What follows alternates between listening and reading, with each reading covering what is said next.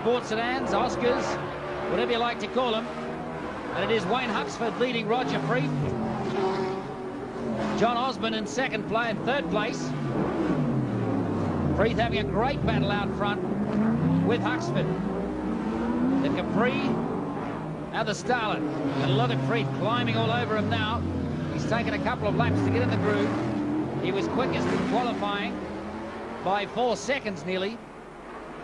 But Huxford has had some circuit time in the Group A car and has obviously learned it well. There are some places on this circuit, Trevor, where there's an obvious advantage to Freethy. Yes, I guess under brakes he's got a lighter car and it's going to stop better. I think really Roger's probably been a bit surprised by Huxford's pace because in practice he wasn't this quick. But I know that Wayne had a couple of problems with the car and it's obvious that he's got those sorted now. So his practice times aren't really a true indication.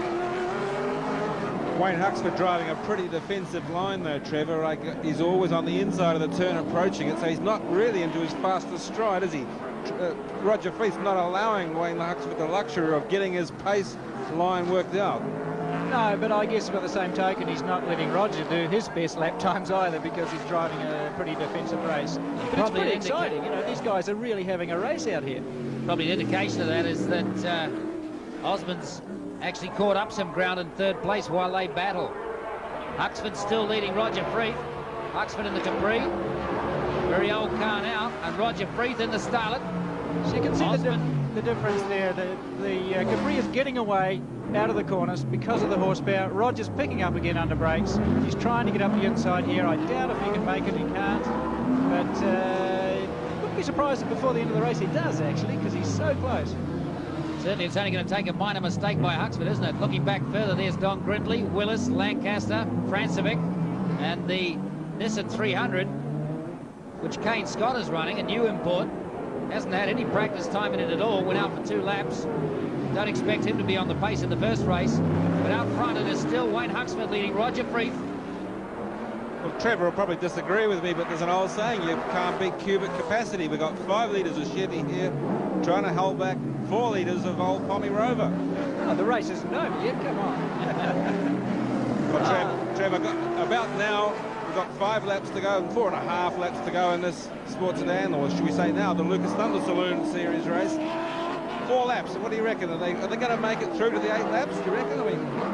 I think they're slightly sarcastic here. You're trying to suggest these cars are reliable, but they're getting very good. You know, over the last couple of years, sports sedans have really got their act together more.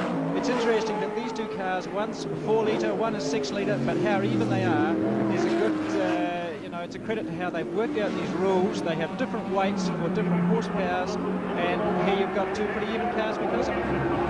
Tell you what, these guys are having a hell of a race out here too. I think Roger Freeth just overdid it a little back there and lost some ground. He's making it up again as Huxford smokes the tyres. Wayne Huxford, you may remember in this car in previous years it was black. He's repainted it. He's also changed it a lot. He's actually cut a lot out of the back of the car, which you can do now with the new regulations, and lightened it considerably. That's helped it because it was a pretty heavy car before. Just look at how far they've run away from the rest of the field, who are having a battle on their own. Grindley and Lancaster are having a battle. And that's the length of the straight they've run away in the space of 3.5 laps. This is hot pace out front. 4 laps to go now in the Lucas Thunder Saloon, and Wayne Huxford's allowing himself the luxury of some better approaches and angles of attack in these corners.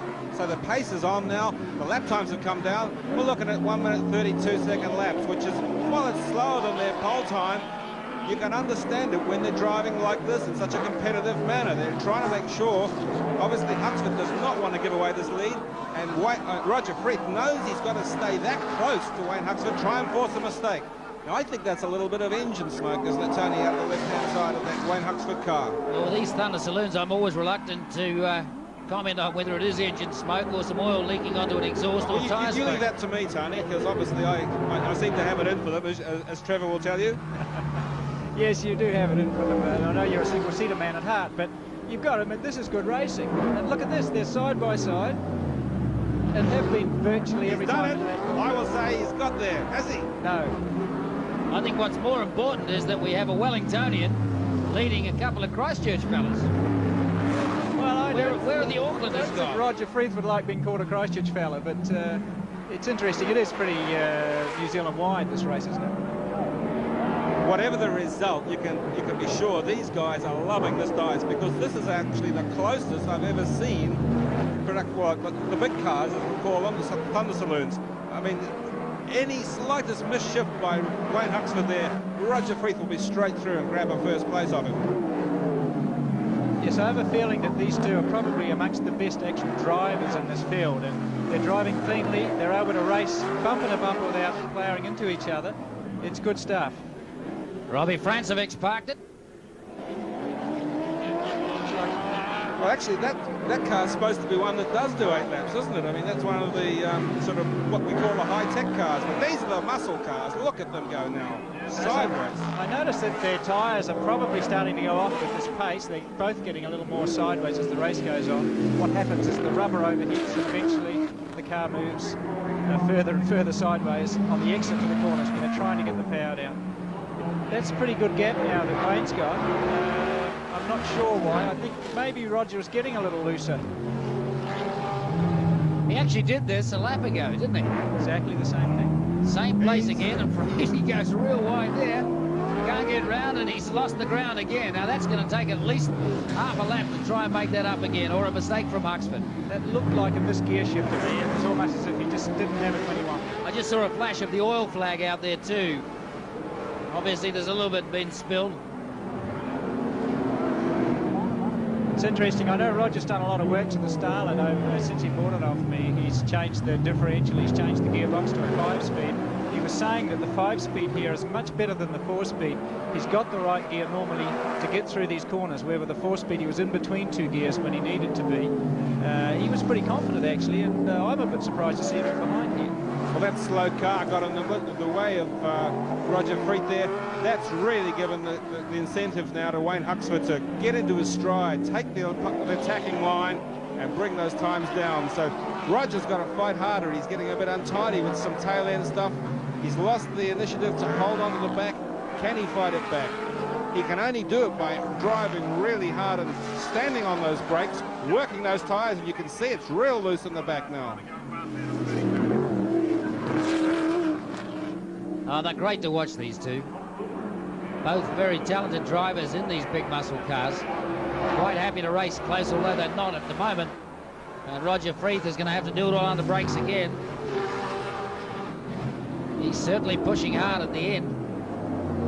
Yes, I think Wayne's tending to get it under control now. He's looking as if his car's more stable. It's certainly not sliding out as loosely as Wayne's car is on these corners.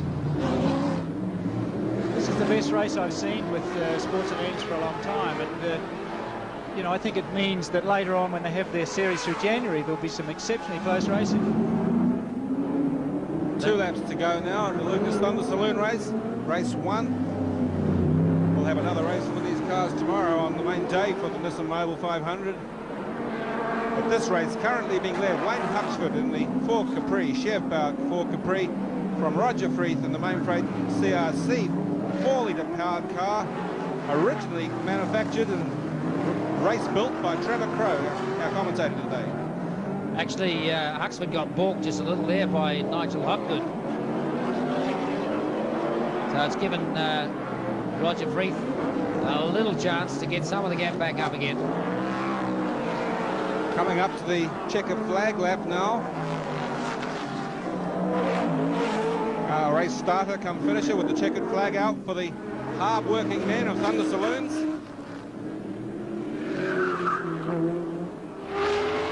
Just waiting for the back markers to come through. And expecting these two to come through, and they do, just meters apart. Great finish. What a super race. Very, very close in front. Huxford acknowledging Roger Freeth. What good racing in the Thunder Saloons. 8 laps of very hard charging, dicing at the front, and just leaving the rest of the field standing. Roger Freeth having to take second place to Wayne Huxford this time. The crowd loving it up on their feet. The flag marshals honouring them as they wave them through. Wayne Huxford the winner. Roger Freeth second and John Osborne in third place. And a distant third at that.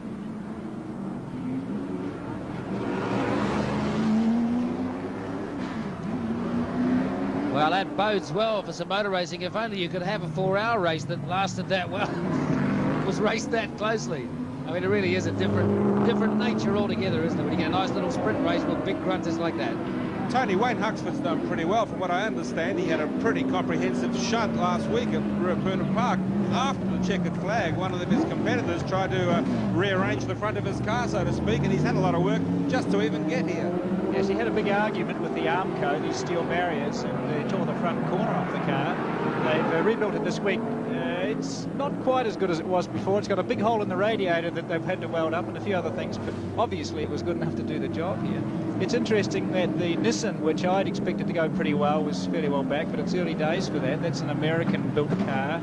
And also the ex-Group A car, Robbie Francevic, so I really expected that to be on the pace, and we didn't see a lot of that either.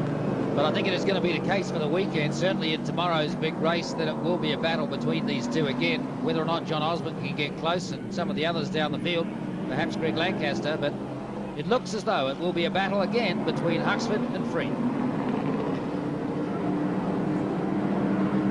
The key, of course, to this race was the start. Now, Freeth, with such an advantage from his grid position or from his qualifying time, should have taken the initiative and blasted out of the gun.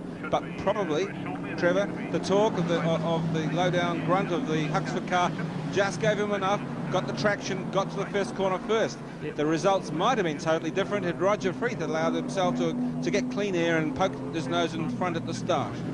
Yes, I think Wayne was quicker off the line, and that was the end of the story. But really, you know, you used to say that these things never finished races and they dropped oil and they blew up. Well, what do you say about that now? Well, I reserve judgment, and we're only halfway through the weekend, and they've got plenty of time to live up to expectations tomorrow. So Wayne Huxford coming in. We'll see if we can get a word with Wayne Huxford, possibly with Roger Freeth as well. They do respect each other as drivers, and they're quite happy to race that closely. Johnny Osborne was the only other one that was really even close to being on the pace, and in the end he got left in third as well. So there were two races there. So we will in fact get a word with Roger Freeth down in the pits. Roger, that was a tremendous dice. How you feel after that one? A bit shaky? Yeah, I'm a bit worn out. Wayne makes it extremely hard around here. You know, qualifying time doesn't mean anything if you don't get into the first corner first, and Wayne's done enough racing to know where I can pass him and where I can't. So we were going 3 seconds a lap slower than our qualifying. So that's what happens when you're dicing. You know, there's just no way to get past him. I've got the power, and under brakes he's got enough that he can hold me out. I can get alongside him, but that's it. He had too much horsepower for you? Yeah, he's got power in a straight line, but Wayne's probably the best driver in the series that we're up against, so I think that counts for a lot as well. Well, here's our man over here. Wayne, if we can get you over here. Congratulations, good drive. Thank you very much. Did you get a bit sick of seeing that fella filling your mirror all the time? Yeah, I sure did. He's getting real close under braking. You're looking a bit shaky on it. Was it that tense? Well, yeah, it was actually, and I'm a bit buggered from driving the Group A Commodore. It's real hard work driving that thing, so the arms are a bit sore. Is this what's going to happen through the rest of the season, through the summer season, you two at the front? Well, I hope so, especially me. Okay, it's 1-0 to you. What's going to happen from here on in, Roger? Well, it's hard to say. Of course, Wayne missed the first championship round last week when we won the first 2 heats, so you know, this Lucas series is just a series within a series. We're after the national championship rather than that, so you know, it's going to be close. Wayne's going to have to win every other round, and we won't be wanting to let him do that. Great drive, fellas. Thank you. Thank you very much. Two drivers featuring in that very close dice in the Thunder Saloons. Excellent to watch it. Got a radio.